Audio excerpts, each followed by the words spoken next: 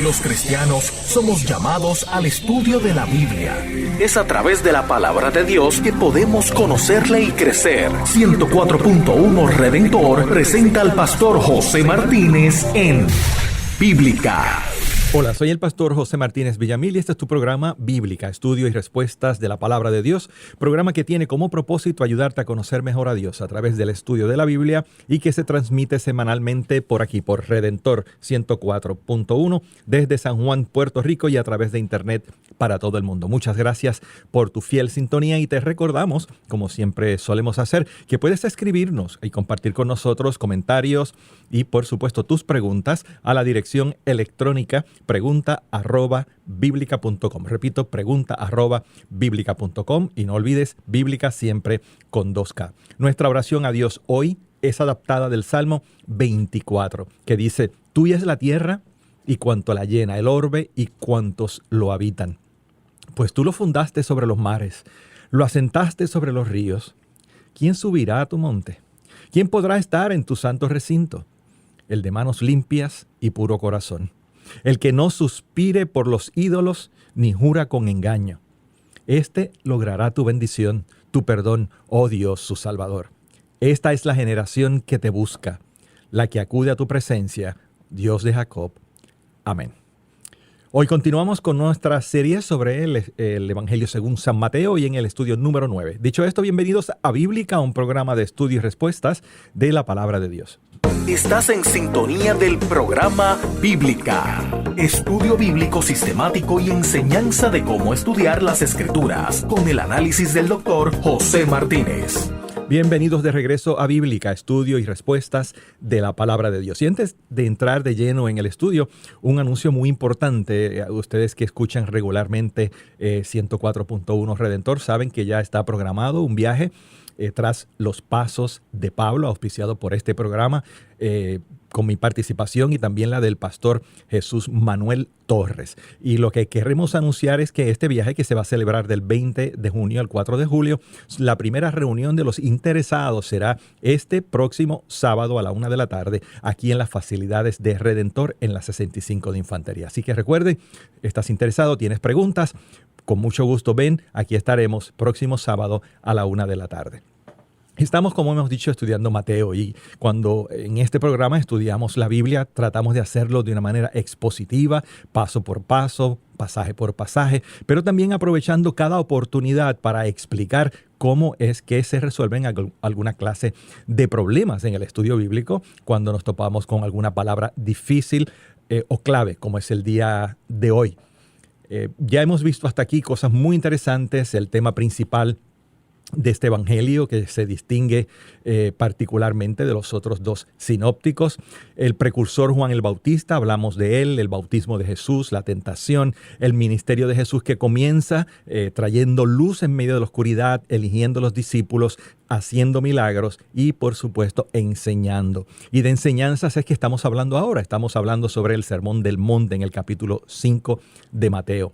Y la primera parte de ese sermón son las llamadas bienaventuranzas, que abarcan en Mateo capítulo 5, versos desde el 1 hasta el 12. Ya hemos visto bienaventurados los pobres, refiriéndose a aquellas personas que reconocen su poquedad delante de Dios y que solo con la ayuda de Dios pueden echar adelante en su vida espiritual, con dos importantes aplicaciones. Una, la primera, que solamente aquellos que reconocen su incapacidad para acercarse a Dios por sus propias fuerzas pueden alcanzar la misericordia de Dios. Y la segunda, que aquellos que ya hemos sido salvados y que servimos a ese Señor maravilloso, tenemos que hacerlo con la misma conciencia de fragilidad, de poquedad, conscientes de nuestra incapacidad de ser fieles por nosotros mismos. Como dijimos al concluir esa sección, no hay que ser grande para ser útil. La segunda parábola, más bien bienaventuranza, es la de bienaventurados los que lloran, donde explicamos que por las palabras que se usa aquí indica este llorar, implica un llanto fuerte, audible, con sentimientos profundos. Es una tristeza intensa, tan intensa que se expresa exteriormente, provocada por la condición de nuestro tiempo, por la condición hasta de nuestro propio corazón, por el dolor ajeno, por el servicio a Dios, por los perdidos y por nuestro propio pecado. Por supuesto, también dijimos que dentro de esta realidad ineludible de la tristeza como parte de la vida del cristiano, del dolor, del sufrimiento como parte de la vida del cristiano, es importante equilibrar esto con las ideas bíblicas de que nuestras lágrimas le importan a Dios. Él está pendiente y sabe. Como dice en la versión Reina Valera, Él recoge nuestras lágrimas en una redoma. Tenemos también el consuelo de Dios a través del Consolador, el Espíritu Santo. Y al final de los tiempos, y no olvidemos que todas las bienaventuranzas apuntan al final de los tiempos, y al final de los tiempos habrá la plena consolación.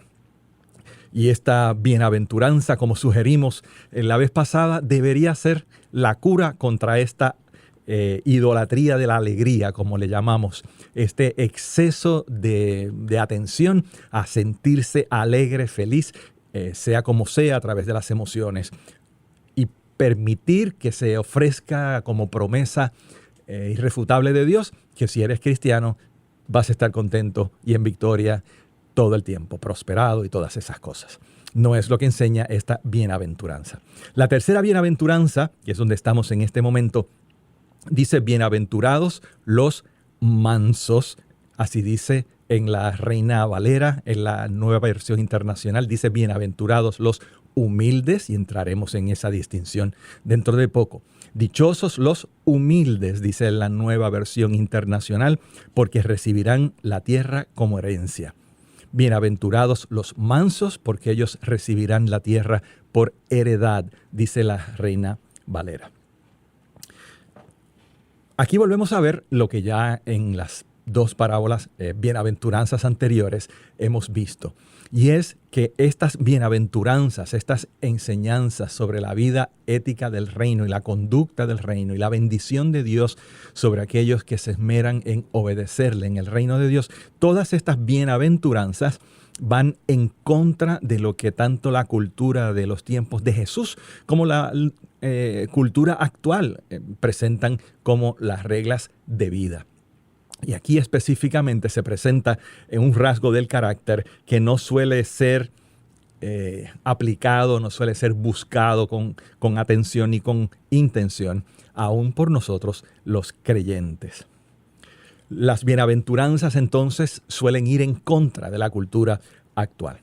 Ahora bien, intentemos ver qué es lo que esta bienaventuranza de verdad está enseñando. Por supuesto, vamos a comenzar analizando la palabra manso, que es la que aparece en la Reina Valera, es clave para entender esta bienaventuranza y que puede traducirse de varias maneras. Podría traducirse como afable o amable o humilde, como traduce la Nueva Versión Internacional.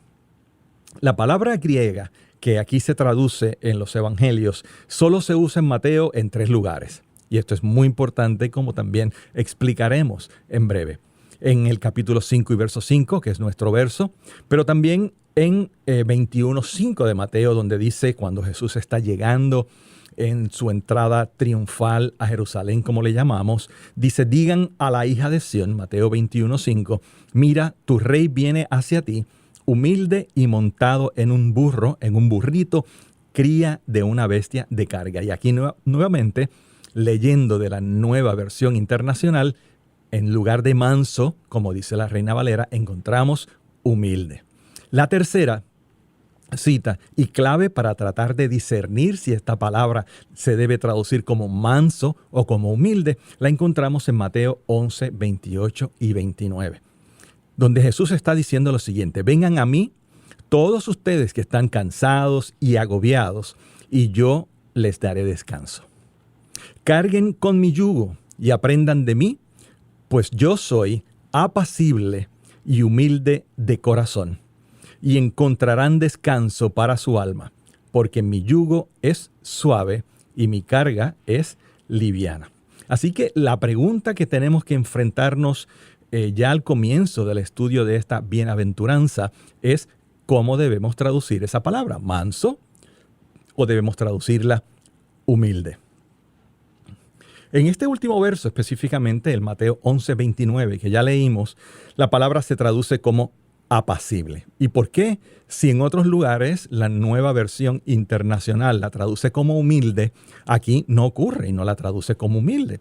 Porque se encuentra exactamente justo al lado de otra palabra que es la que más se usa en el Nuevo Testamento para expresar la característica de humildad y que en español la traduce la Nueva Versión Internacional como humilde. Así que no sonaría bien que el texto dijera, pues yo soy humilde y humilde de corazón. Esa repetición, esa cacofonía definitivamente no cabe en el verso. Y tampoco tendría mucho sentido que se repitiera soy humilde y humilde. Nuestra palabra, la que estamos considerando en este momento, la palabra manso, correctamente traducida de esa forma, manso en la Reina Valera, representa algo diferente a la humildad, aunque sea en su matiz. Y explicamos lo que queremos decir con esto. La consideración de esta bienaventuranza, la tercera, bienaventurados los mansos, nos va a dar una oportunidad para entrar un poco más profundamente en alguna de la metodología que usamos al estudiar la Biblia. Los oyentes que regularmente están con nosotros en este programa saben que deseamos no solo presentar lo que la Biblia enseña, sino también cómo nosotros podemos estudiarla. Sabemos que tenemos una responsabilidad de estudiar las Escrituras, pero más aún una necesidad de estudiar las Escrituras porque es a través de ese conocimiento de la revelación de Dios que podemos conocer mejor a Dios, que es nuestro objetivo, conocerle, adorarle, vivir para Él. Y eso es imposible sin las Escrituras, pero tenemos que aprender a cómo leer la Escritura, estudiarla correctamente. Así que repito, esta bienaventuranza nos va a dar una buena excusa para profundizar un poco en algunos de los métodos que uno usa cuando se topa con esta situación. ¿Cuál es la situación que estamos enfrentando? La siguiente. Que en la versión Reina Valera, que es la que tradicionalmente hemos usado, la bienaventuranza, la tercera bienaventuranza, dice bienaventurados los mansos, porque ellos recibirán la tierra por heredad. Y la Nueva Versión Internacional traduce en este verso, bienaventurados los humildes. La pregunta primera es, ¿qué importa? ¿Manso o humilde? Como vamos a ver, importa en el sentido de que, según entendemos por la Escritura, aquí manso significa algo más que humildad. Y esto va a ser clave para entender, por supuesto, la bienaventuranza. Pero aún más, tenemos que afirmar que la Nueva Versión Internacional, cuando traduce otro verso donde aparece la misma palabra, no la traduce como humilde porque está justo al lado de una palabra griega que es la que siempre se traduce como humilde. De manera que, por no repetir humilde, humilde, usa apacible. Entonces, ¿es humilde lo que quiere decir esta palabra? ¿Es manso, apacible o qué? Así que, repetimos, con esta bienaventuranza y este verso 5 de Mateo 5, tenemos la oportunidad de repasar herramientas necesarias en el estudio de las Escrituras, como es el deseo de este programa. Y específicamente, en este caso, tendremos la oportunidad de adentrarnos un poco en lo que se llama un estudio de palabra. Estudio de palabra, no de las palabras, sino de palabra. Cuando hablamos de estudio de palabra en la interpretación bíblica, o en la exégesis, nos referimos al estudio más o menos concienzudo de la información relacionada a una palabra específica. Información que, por supuesto, luego nos ayuda en saber lo que podría significar esa palabra, el verso, en su contexto que estudiamos. Una nota importante, y esto es clave aclararlo de entrada. Este ejercicio que vamos a explicar hoy de estudio de palabra no es necesario con todas las palabras.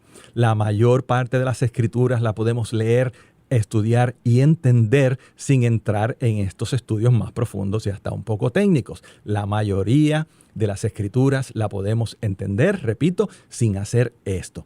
Pero hay lugares como este que vamos a explicar donde no detenernos a estudiar una palabra nos va a privar de comprender quizás la profundidad del concepto bíblico que se nos presenta. Y ese es el caso tal y como yo lo veo aquí con esta bienaventuranza. No olvidemos lo que tantas veces hemos repetido. La Biblia es un libro de otro mundo.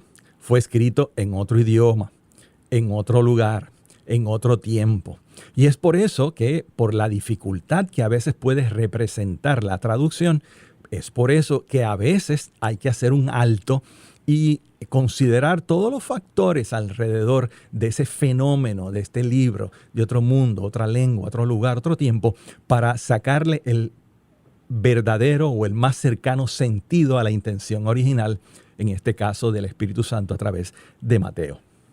Y yo lo que quiero hacer es explicar paso a paso cómo yo estudié este tema, porque cuando yo me topo con esta situación y trato de entender lo que la palabra manso significa en las Escrituras, pues me di cuenta que había un escollo para yo llegar a entender esta palabra, y es qué significa la palabra misma y por qué en un lugar se traduce de una manera y en otro lugar se traduce de otra.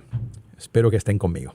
Así que en un estudio de palabra, cuando uno se topa con una situación así y quiere ahondar en el estudio de un verso y necesita aclarar el significado de una palabra, lo primero que hacemos, y que fue lo primero que yo hice, es ver cómo esa palabra se usa en otros lugares de la Biblia. Usualmente nos gusta que la Biblia se interprete a sí misma. Y eso ya lo hicimos al ver en Mateo 5, 11, 29 y 21, 5. Pero también en otras partes de la Biblia podemos investigar cómo es que esta palabra se ha traducido. Por ejemplo, Santiago 1, 21 dice: por esto, despójense de toda inmundicia y de la maldad que tanto abunda, para que puedan recibir con humildad, mansedumbre en la Reina Valera, la palabra sembrada en ustedes. Santiago 3:13. ¿Quién es sabio y entendido entre ustedes? Que lo demuestre con su buena conducta, mediante obras hechas con la humildad, nuevamente mansedumbre en la Reina Valera, que le da su sabiduría. Y por último, tercer lugar, Gálatas capítulo 6 y verso 1. Hermanos, si alguno es sorprendido en pecado, ustedes que son espirituales deben restaurarlo con una actitud humilde. Reina Valera dice, mansa. Primera de Pedro 3, 15 y 16. Más bien, honren en su corazón a Cristo como Señor. Estén siempre preparados para responder a todo el que les pida razón de la esperanza que hay en ustedes, pero háganlo con gentileza, nuevamente, mansedumbre en la Reina Valera y respeto. A través de este ejercicio también descubrimos que la palabra humildad y la palabra mansedumbre aparecen juntas en algunos casos.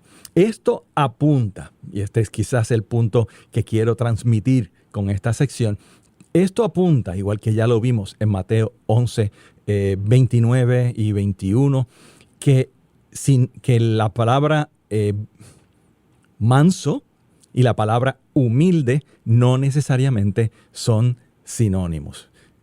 Un pequeño alto. Yo sé que algunos hermanos y hermanas que me están escuchando dirán, pero ¿por qué tanto lío con una palabra? Sigan conmigo. Ya vimos que en Mateo 11:29 Jesús dice, carguen con mi yugo y aprendan de mí, pues yo soy apacible y humilde de corazón. Ahí debería decir manso, como la Reina Valera. Efesios 4:2, siempre humildes y amables, o manso en la Reina Valera. En Colosenses 3:12, revístanse de afecto entrañable y de bondad, humildad, amabilidad, que es mansedumbre en la Reina Valera. Así que en esta primera fase lo que uno busca es esta palabra, cómo se ha traducido, pero en otros pasajes, cómo los traductores y cómo el mismo escritor bíblico inspirado por el Espíritu Santo ha usado esta palabra en otros lugares de la Escritura. Eso es lo primero que hacemos y es lo primero que yo hice al estudiar este verso que comparto con ustedes hoy. En segundo lugar, ¿qué es lo que hacemos? Pues estudiamos cómo se utiliza esa palabra en el idioma original, que en este caso es el griego, a lo largo del tiempo, pero muy particularmente en los tiempos bíblicos. Otras veces, en otras ocasiones, hemos explicado el hecho de que las palabras en cualquier idioma, no solo el griego, en cualquier idioma pueden tener múltiples significados y también que este significado puede cambiar a lo largo del tiempo. Por eso es que entonces hay que entrar en esta otra consideración.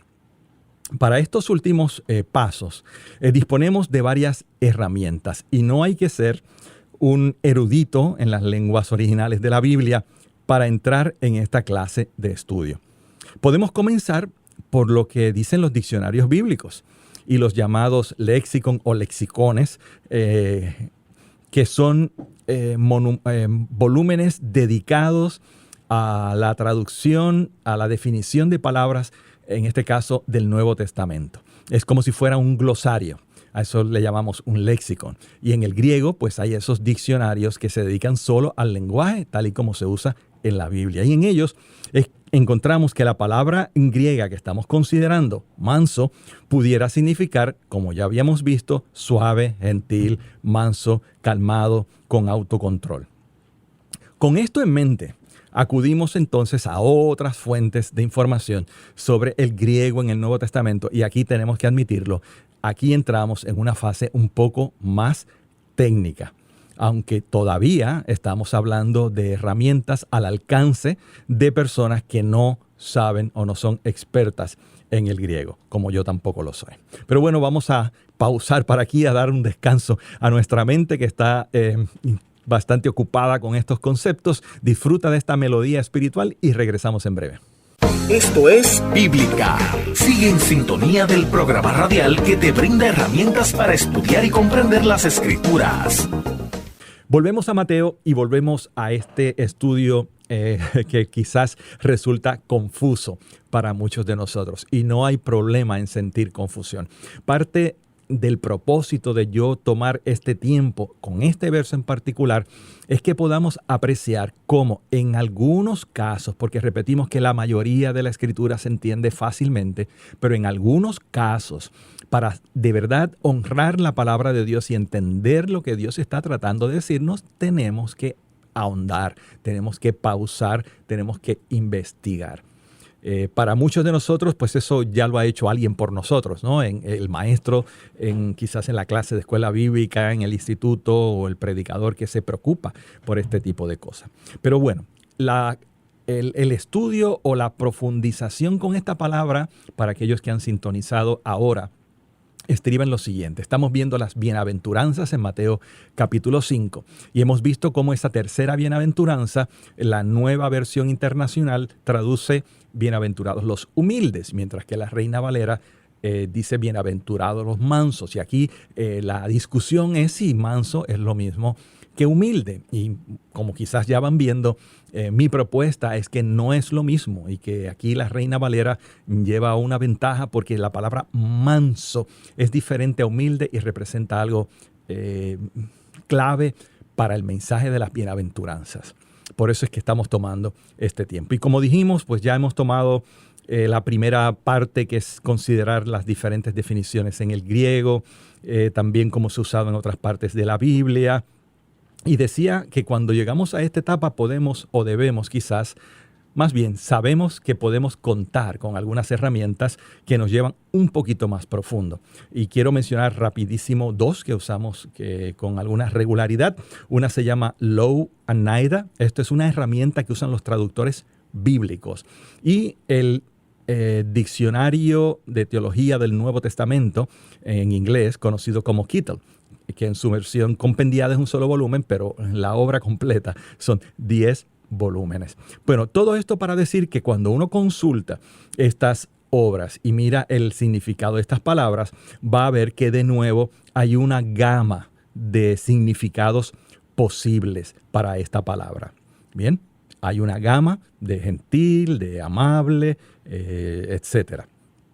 Ahora, también buenos comentarios pueden ayudarnos en esta etapa del estudio. Por ejemplo, un comentario que consulté para este estudio, el New Bible Commentary, se refiere de esta manera a la palabra. Dice que los mansos son aquellos que viven en el fondo del cúmulo de gente y que por lo tanto enfrenta su situación más bien, y que a pesar de estar en el escalafón más bajo de la sociedad, enfrentan calmadamente su situación porque saben que están bajo la soberana mano de Dios. Y a mí me parece que este comentario está dando muy cerca de lo que significa esta palabra en el Nuevo Testamento, la palabra manso. Bueno, ¿qué tenemos hasta aquí? Tenemos que mansedumbre no es una actividad, sino un rasgo del carácter que refleja confianza en Dios y su efecto en cómo reaccionamos a otros y a Dios. Por ejemplo, una autora con un libro muy interesante que se llama ¿Qué es lo que Jesús quiso decir? Y habla sobre las bienaventuranzas y las parábolas.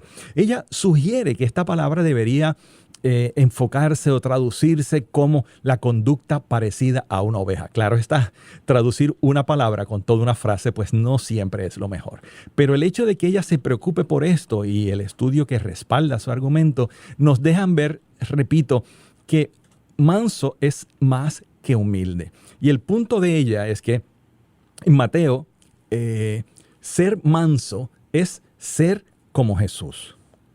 En Mateo 12, por ejemplo, citando Isaías 42, dice: He aquí mi siervo a quien elegí, mi amado en quien mi alma se complace. Pondré mi espíritu sobre él y anunciará el juicio a las naciones. Y aquí viene, dice: no disputará, ni gritará, ni oirá de nadie en las plazas su voz. La caña cascada no la quebrará, ni apagará la mecha humeante, o el pábilo que humea, como dice la Reina Valera, hasta que llegue a la victoria el juicio. En su nombre pondrán las naciones su esperanza. Y esta cita que se refiere a Jesús, que se cita, recuerden, en Mateo, que es el libro que estamos estudiando, refleja la intención de Mateo, como pensamos nosotros que la podemos ver, de que esta palabra manso es más que humildad, es una actitud que caracteriza a Jesús y que nosotros, como sus siervos, deberíamos seguir.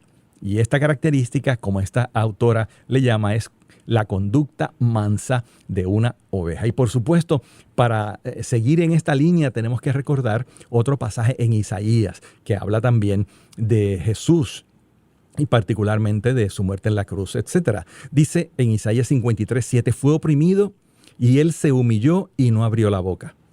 Como un cordero al degüello era llevado, y como oveja que ante los que la trasquilan está muda, tampoco él abrió la boca. Tras arresto y juicio fue arrebatado de sus contemporáneos. ¿Quién se preocupa?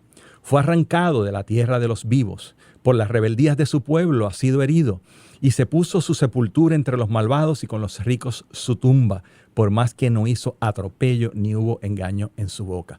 El cuadro de este siervo sufriente, que nosotros los creyentes sabemos que es Jesús, es el cuadro pintado de una oveja que se dispone a ser utilizada como sacrificio y que mansamente se somete al proceso. Esto, unido al pasaje anterior en Isaías y a lo que hemos dicho hasta aquí sobre el significado de la palabra, enfatizamos, nos va alejando de la palabra humildad cuando tratamos de entender la palabra manso. Y espero que podamos apreciar por qué es que esto es importante. En tercer lugar, cuando estamos haciendo este estudio de palabra, consideramos la relación de esta palabra con las demás, la forma en que está integrada a la forma, al formato, a la sintaxis de la oración, y por último, como siempre, los aspectos del contexto que en nuestro caso ya hemos visto. Ahora bien, en la siguiente fase lo que hacemos es lo siguiente, y es que hay que considerar la enseñanza general de la Biblia sobre el concepto que estamos estudiando, en este caso manso o mansedumbre. O sea, que una teología bíblica del concepto, incluyendo, por supuesto, referencias o alusiones del Antiguo Testamento y del Nuevo Testamento. Cuando estamos estudiando un pasaje y llegamos, sea a una palabra o a una frase que pensemos que no es del todo clara para nosotros, debemos siempre recordar que estamos estudiando la palabra de Dios, y que la palabra de Dios, aun cuando estemos estudiando una porción pequeña de ella, debe ser siempre estudiada a la luz de todo su contexto, de lo que llamamos una teología bíblica, de la enseñanza global de la Escritura sobre el tema. Esto definitivamente nos puede librar de errores y de horrores en la interpretación. Porque si vemos que nuestro estudio nos está dirigiendo a llegar a una conclusión que es contraria a la enseñanza del resto de la Escritura, pues ya sabemos que no estamos bien en nuestro trabajo, que algo no hemos hecho correctamente, porque la palabra de Dios no se contradice a sí misma. De manera que entonces esta fase del estudio de una palabra lo que significa es cómo se usa esta palabra a lo largo de todo el contexto de la Escritura. Y cuando consideramos esta bienaventuranza, notamos que hay una parte de ella que es una cita directa de Jesús de un salmo. Cuando estamos estudiando la Biblia, cuando estamos ahondando en un pasaje del Nuevo Testamento y vemos que está haciéndose una referencia a un pasaje del Antiguo Testamento, por supuesto que tenemos que considerarlo.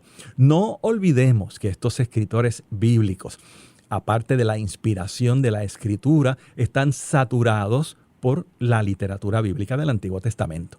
Así que muchas veces, directa o indirectamente, se ve reflejada la enseñanza o la afirmación de un texto del Antiguo Testamento en lo que escriben en el Nuevo. No nos adentraremos mucho en este asunto de la consideración del Salmo 37, verso 11, de donde se saca la frase, pero los desposeídos heredarán la tierra y disfrutarán de gran bienestar, pero sí nos interesa ver cómo ilumina en algo el carácter de la persona mansa. Tanto el Salmo 37, de donde proviene esta cita, los mansos heredarán la tierra, como el Salmo 73, que trata también del mismo tema, nosotros notamos lo siguiente, que el propósito de la enseñanza parece ser el siguiente: la actitud del creyente al ver la prosperidad del impío y cuál debe ser la buena o la correcta reacción. En ambos salmos se presenta la conclusión de que, por supuesto, Dios sabe lo que hace y que podemos confiar en Él y en su justicia. Salmo 37, verso 3. Confía en el Señor y haz el bien. Establécete en la tierra y mantente fiel. Encomienda al Señor tu camino. Confía en Él y Él actuará. Pero tú espera en el Señor, el 34, y vive según su voluntad, que Él te exaltará para que heredes la tierra. En el Salmo 73, verso 23, palabras semejantes. Yo siempre estoy contigo, tú me sostienes. 25, ¿a quién tengo en los cielos sino a ti? Y si estoy contigo, ya nada quiero en la tierra. Verso 28, para mí el bien es estar cerca de Dios. He hecho del Señor soberano mi refugio, etcétera, etcétera. En esta fase lo que hemos notado sencillamente es que la segunda parte de esta bienaventuranza, recibirán la tierra por heredad, es una cita o una alusión muy directa al Salmo 37. De manera que entonces tenemos que trasladarnos hasta el Salmo 37 y tratar de entender de qué se trata, porque esta cita usada por Jesús en la bienaventuranza tiene que tener alguna clase de conexión con la enseñanza del Salmo. Y lo que vemos es que tanto en estos salmos como en Mateo 11:29, venid a mí los que estáis trabajados y aprended de mí que soy manso y humilde de corazón. Tanto en estos salmos como en Mateo 11:29 podemos observar que una relación de confianza absoluta en Dios y en su justicia nos hará ser mansos en nuestra relación con Él, con los semejantes y con nosotros mismos. Y ahí viene lo de hallaréis descanso para vuestras almas de Mateo 11:29. Además de estos salmos, observamos en el resto de las Escrituras el claro señalamiento de que la mansedumbre debe ser parte del carácter de aquellos que deseamos vivir para Dios. Por ejemplo, como parte del fruto del Espíritu en Gálatas. Así que, al considerar la palabra griega, su uso a lo largo del tiempo, su uso en otras partes de la Escritura, particularmente en Mateo, lo que dicen los comentarios y los expertos, etc. Cuando llegamos a esta fase, ¿qué concluimos? Pues que sí, que manso es una característica importante que muy probablemente cuando se presenta como bienaventuranza, se está animando a los seguidores de Jesús a que seamos como Él, que seamos mansos como una oveja, que estemos sometidos a la voluntad de Dios con confianza, porque sabemos que Él está al control de todas las cosas, tal y como lo deja ver el Salmo 37, de donde proviene la cita. De manera que no es lo mismo que humilde, es más allá, va más allá, es más profundo, alguien diría que más hermoso, el concepto de la mansedumbre y la imagen, tal como propone la mencionada autora, de una oveja es muy apta. Esa actitud de la oveja que va al matadero que presenta Isaías es quizás la que define correctamente manso en el Nuevo Testamento y que cae perfectamente con Mateo 11:29. Venid a mí los que estáis trabajados y cargados, que yo os daré descanso. Aprended de mí, que soy manso y humilde de corazón, y hallaréis descanso para vuestras almas.